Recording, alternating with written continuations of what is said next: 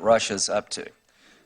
Russian officials have been on television. Okay, we're going to pull away from Senator Graham and Senator Whitehouse. It's really important what they're talking about, but we'll talk about it in a second. But here is President Trump speaking just outside of Detroit, specifically to automakers on rolling back Obama-era fuel rules, potentially. Let's listen. NAFTA, a total disaster. There were 280,000 auto workers in Michigan.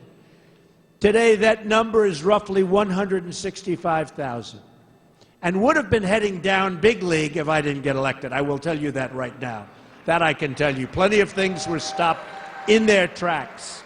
They were stopped in their tracks. A lot of bad things were going to happen. A lot of places were going to get built that are going to get built right now in other locations.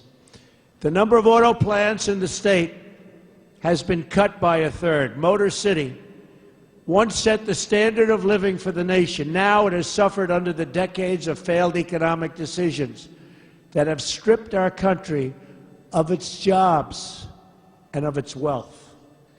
The Trans-Pacific Partnership, another disaster, threatens states like Michigan, Wisconsin, Ohio, Pennsylvania, and so many others, with the loss of countless more jobs.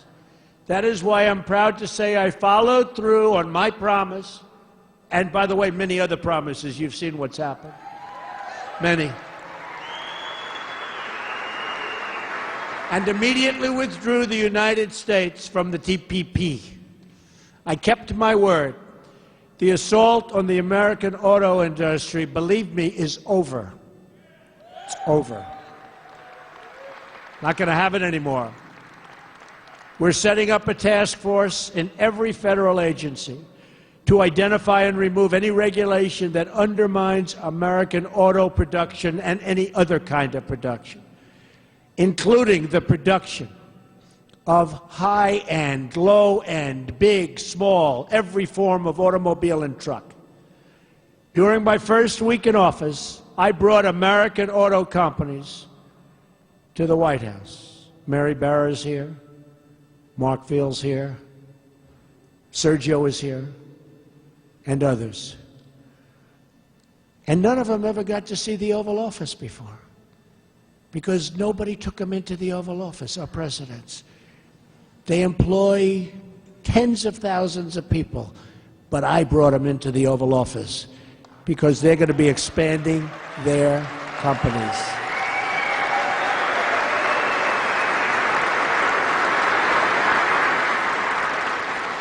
But they all told me the same thing. They explained that the previous administration promised you a so-called midterm review of the federal fuel efficiency standards. It was necessary because the standards were set far into the future, way, way into the future. If the standards threatened auto jobs, then common sense changes could have and should have been made. Just days before my inauguration, the previous administration cut short the promised midterm review in an 11th hour executive action. Today, I am announcing that we are going to cancel that executive action.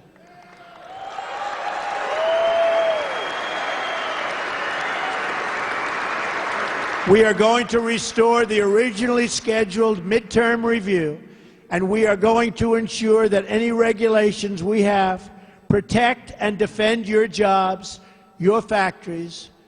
We're going to be fair. We're going to be fair. This is an issue of deep importance to me. For decades, I've raised the alarm over unfair foreign trade practices that have robbed communities of their wealth and robbed our people of their ability to provide for their families. They've stolen our jobs, they've stolen our companies, and our politicians sat back and watched. Hopeless. Not anymore. As a private citizen, I looked really with sadness as massive shipments of foreign cars have been dumped onto our shores, while those same countries have shut their borders to our cars. We take them. Come on in, folks. Come on in. No tax. Don't worry about it. We make cars. They don't take us. Not anymore.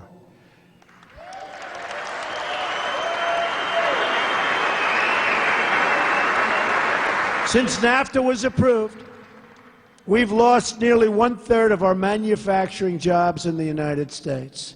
Since China entered the World Trade Organization, we've lost 60,000 factories. Hard to believe. Our trade deficit last year reached nearly $800 billion. Who's making these deals? I can take anybody in the audience. You'll do better, believe me. These statistics really should have shaken up Washington to do action, but nothing happened. But something did happen. Happened on November 8th. Believe me, it happened. Happened for you. But the politicians made excuses. They've said these chronic trade deficits have helped us to win friends abroad. I don't want friends abroad if that's what it's going to take. We don't need friends abroad for that. Do you ever see that where they said, no, it's good for us because people like us abroad? They don't like us. They think we're stupid people. But no friendship is strengthened through economic abuse because we have been abused. And no country can long lead the free world if it does not protect its industries and care for its people and protect its borders.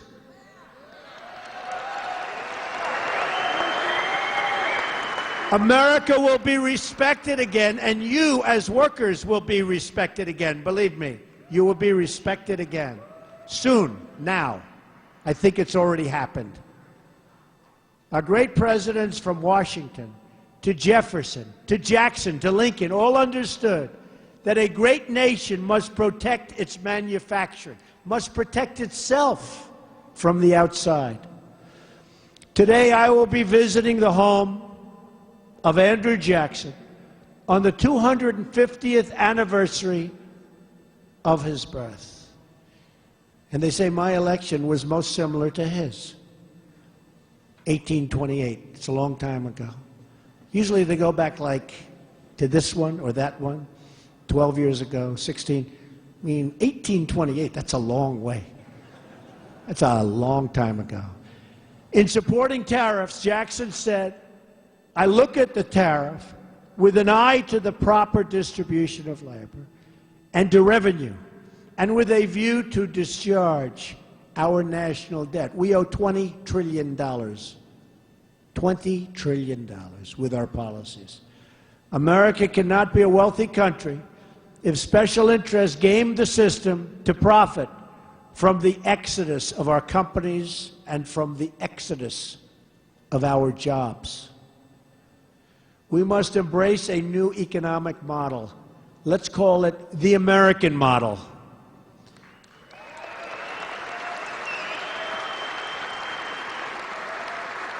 Under this system, we will reduce burdens on our companies and on our businesses. But in exchange, companies must hire and grow in America. They have to hire and grow in our country. That is how we will succeed and grow together. American workers and American industry side by side. Nobody can beat us, folks. Nobody can beat us.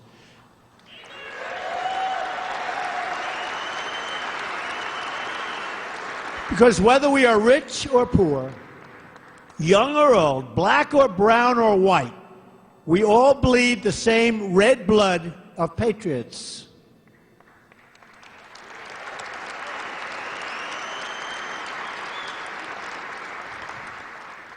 Great Americans of all backgrounds built the arsenal of democracy, including the legendary Rosie the Riveter, who worked here at Willow Run. You know that. 75 years ago, during the Second World War, thousands of American workers filled this very building to build the great new airplanes, the B-24 Liberator. At peak production, listen to this. It's not the country that we've been watching over the last 20 years. They were building one B-24 every single hour. We don't hear that. We don't hear that anymore, do we? We'll be back. We'll be back soon. Most amazing people. And while that's incredible, it's a tribute really to the teamwork, determination, and patriotism that lives on today in each and every one of you. Great people. You're great people. Now, these hundreds of acres that defended our democracy are going to help build the cars and cities of the future. So I ask you, that's fine, because you're right. So I ask you today to join me in daring to believe that this facility, this city, and this nation will once again shine with industrial might.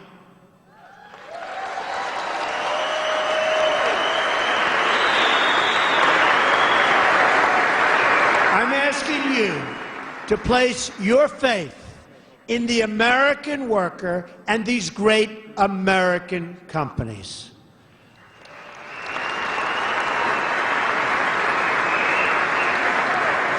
I'm also asking you to respect and place your faith in companies from foreign lands that come here to build their product. We love them too, right?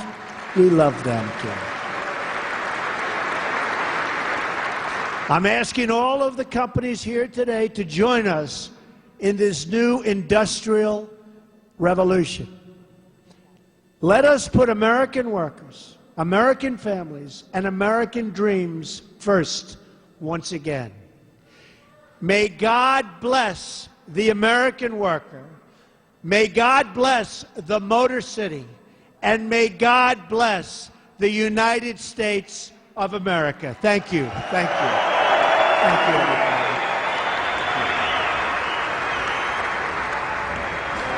President Trump standing there in Michigan, outside of Detroit, a state he won. Of course, on election night, he's talking there to auto workers, talked before about rolling back Obama-era fuel efficiency standards there, talking about jobs in American industries, but also key is, what was not mentioned. He is traveling down to Nashville tonight. He will talk health care. He will be traveling with some friendly conservative press.